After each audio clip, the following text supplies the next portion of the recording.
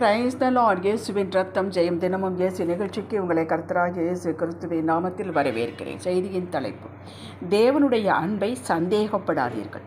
ஆதார வசனம் 1 யோவான் 4 அதிகாரம் 9வது வசனம். தம்முடைய ஒரே பேரான குமாரனாலே நாம் பிழைக்கும்படிக்கு தேவன் அவரை இவ்வுலகத்திலே அனுப்பினதால் தேவன் நம்மேல் வைத்த அன்பு வெளிப்பட்டது. கிறிஸ்துவுக்குள் அன்பானவர்களே, நாம் சில அடிப்படை சத்தியங்களை புரிந்து மனதில் இருத்தி கொள்வது, திரும்ப திரும்ப ஞாபகப்படுத்திக் கொள்வது நல்லது. இது கிறிஸ்துவ வாழ்விற்கு இது அடித்தளம், அஸ்திவாரம். இது உறுதியாகவும் நிலைத்திராவிட்டால் எவ்வளோ பெரிய அற்புதமான பிரசங்கள் செய்திகள் கேட்டாலும் அவைகள் பயன் தர மாட்டார். இதிலே முதன்மையானது, தேவன் தமது அன்பை முழுவதையும் நமக்கு வெளிப்படுத்தி விட்டார். இனி கொடுப்பதற்கு அவரிடம் ஒன்றுமில்லை, சகலத்தையும் கொடுத்து விட்டார். முழுமையாக தமது அன்பை கொடுத்து விட்டார். எப்படி நாம் நடந்து கொள்கிறோம் அதை பொறுத்து கொஞ்சம் கொஞ்சமாக காட்டலாம் என்று இல்லவே இல்லை. நாம் திரும்ப அவரை நேசிப்போமா மாட்டோமா, கீழ்ப்படிவோமா மாட்டோமா, ஏற்படுத்தி கொடுத்த உறவில் நிலைத்திருப்போமா மாட்டோமா, இப்படி எதையும் அவர் கன்சிடர் பண்ணவே இல்லை. எந்த எதிர்பார்ப்பும் எந்த நிபந்தனையும் அற்றதமான அன்பை கல்வாரியில் வெளிப்படுத்தி விட்டார். இதை தெளிவாக்கி கொள்ளுங்கள். தமது ஒரே பேரான குமாரனையே உங்களுக்காக எனக்காக ஜீவப்பலியாக கொடுத்து நம்மை அந்தகாரத்தில் தமது ஆச்சரியமான ஒளிக்கு அழைத்து விட்டார். தேவ பிள்ளை நாம் தான். ஒளியின் பிள்ளை, உடன்படிக்கையின் பிள்ளை, பங்காளிகள், சுதந்திரவாளிகள், வெளிச்சத்தின் பிள்ளை, ரட்சிப்பின் பிள்ளை. இந்த உறவையும் ஸ்தாபித்து விட்டார். இதற்கு ஏதாவது நம்முடைய எதிர்பார்த்தாரா? எதுவும் இல்லை. நாம் விசுவாசத்தினாலே இவற்றை பெற்றுக்கொண்டே நான் அப்படித்தான் என்பதை நீங்கள் விசுவாசிக்க வேண்டும். இது எல்லாம் விசுவாசத்தில் நடக்கக்கூடிய காரியங்கள். இந்த அன்பிற்குள் வருவதற்கு முன் நாம் எப்படி இருந்தோம்? தேவனுக்கு அந்நியர்களாக இருந்தோம், துரோகிகளாக இருந்தோம், தேவனற்று இருந்தோம். நம்முடைய ஆவி மரித்திருந்தது. தேவனற்று வாழ்கிற வாழ்வு இருளடைந்த வாழ்வு. அப்படித்தான் இருந்தோம். முன் குறித்த தேவன், நமக்குள் விசுவாசத்தை விதையாக விதைத்த தேவன் நம்மை அறிக்கை பண்ண வைத்து இந்த மகா அற்புத ஒளிக்குள் கொண்டு வந்து விட்டார். அவருக்கு இப்படி செய்ய வேண்டும், செய்தாக வேண்டும் என்ற நிர்பந்தம் எதுவும் இல்லை. நம்மேல் வைத்த அன்பு, பாசம், இரக்கம், மன உருக்கம் இப்படி செய்ய ஏவினது. நாம் அவருடைய பிள்ளை என்பதற்கு முத்திரையாக தமது ஆவியினால் நம்மை நிரப்பியுள்ளார். நான் உன்னை பாவத்திலிருந்து மீட்டு எடுத்து விட்டேன், இனி நீ பாவத்திற்கு அடிமை இல்லை. பாவியாக இருந்தால் தான் பாவம் செய்ய தூண்டும். நீ பாவி இல்லை, இப்பொழுது நீதிமான். அதனால் என்ன தூண்டும்? நீதி செய்ய தூண்டும். பாவத்தின் சம்பளம் மரணம், அதுவும் உனக்கு இல்லை. 2ஆம் மரணம் இல்லை, ஆக்கினை தீர்ப்பு இல்லை. அதையெல்லாம் இயேசு அடைந்து விட்டார்.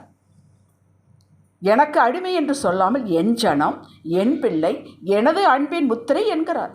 இவையெல்லாம் விசுவாசத்தினால் நாம் பெற்று இருக்கிறீர்கள், ஏற்றுக்கொண்டோம். இதுதான் நமது அடையாளம். இந்த அன்பின் உறவை யாராலும் முறிக்க முடியாது, மாற்ற முடியாது, இல்லை என்று சொல்ல முடியாது. நாம் பாவியாக இருக்கையிலேயே இப்படி முழு அன்பையை வெளிப்படுத்தினவர். நாம் அவருடைய பிள்ளையான பின்பு, தெய்வீக குடும்பத்தில் சேர்ந்து கொண்ட பின்பு நம்மிடம் இன்னும் எவ்வளவு அன்பு கூறுவார், கரிசனம் கொள்வார், பொறுப்போடு இருப்பார். யோசித்து பாருங்கள்.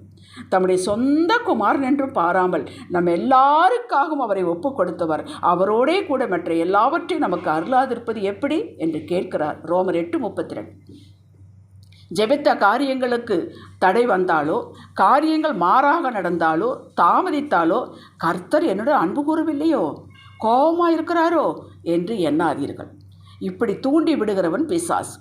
அவர் எப்பொழுதும் கடிந்து கொள்ளார், என்றென்றும் கோபம் கொண்டிரார். சங்கீதம் 103:9. நீங்கள் தெரிந்து தவறு செய்தாலும் தெரியாமல் தவறு செய்திருந்தாலும் உங்களுக்குள்ளே இருக்கும் ஆவியான உணர்த்துவார். மன்னியும் என்று கேட்கும் பொழுது அந்த என்ற வார்த்தை எழுத்து முடிவதற்குள் மன்னித்து விடுவார். இதையும் விசுவாசத்தில் தான் ஏற்றுக்கொள்ள முடியும்.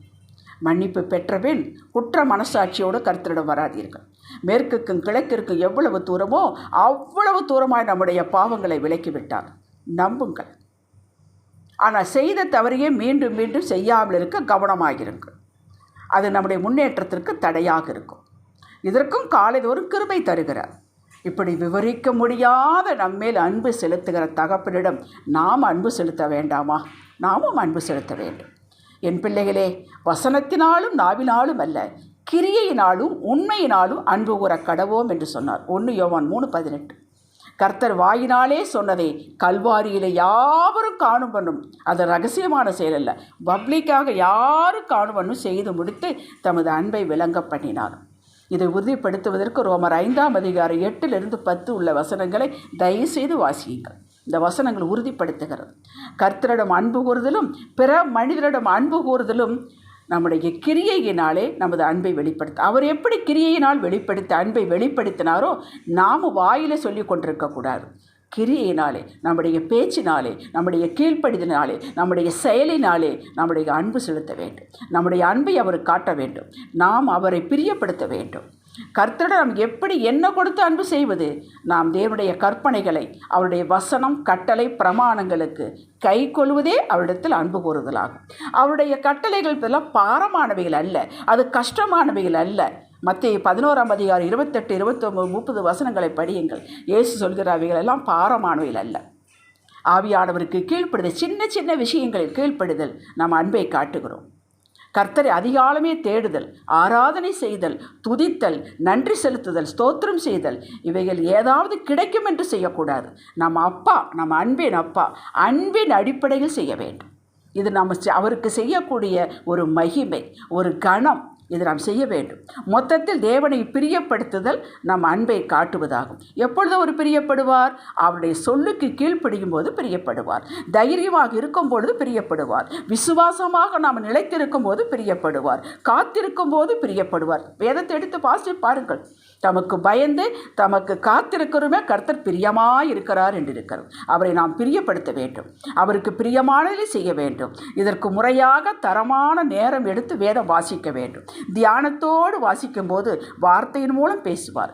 தேவ அறிவு, அவரை பற்றி அறிவு பெருகினால் விசுவாசம் பெருகும். இந்த விசுவாசத்தை பேச்சினால், கிரியினால் காட்டும்போது விசுவாசம் உறுதிப்படும். வாக்கு நிறைவேறியே தீரும். எதை செய்தாலும் நமது நன்மைக்குத்தான் செய்கிறார். உற்சாகத்தோடு செய்தலே அவருக்கு பிரியமாகும். நீங்கள் அவருடைய நேச குமாரன், குமாரத்தி, இதில் சந்தேகம் வரவே கூடாது. ஜெபிக்கலாம். தகப்பனே, உம்மை யாரும் ஒருபோதும் கண்டதில்லை. நாங்கள் ஒருவரில் ஒருவர் அன்பு கூறும்போது மட்டுமே அப்பா நீங்கள் எங்களுக்குள் நிலைத்திருக்கிற என்பதை காட்ட வேண்டும். கண்டோம். உங்கள் அன்பு எங்கள் மூலமாக பூரணப்பட்டுட்டோம் தகப்பனே. இயேசுவே நாமத்தில் பிதாவே.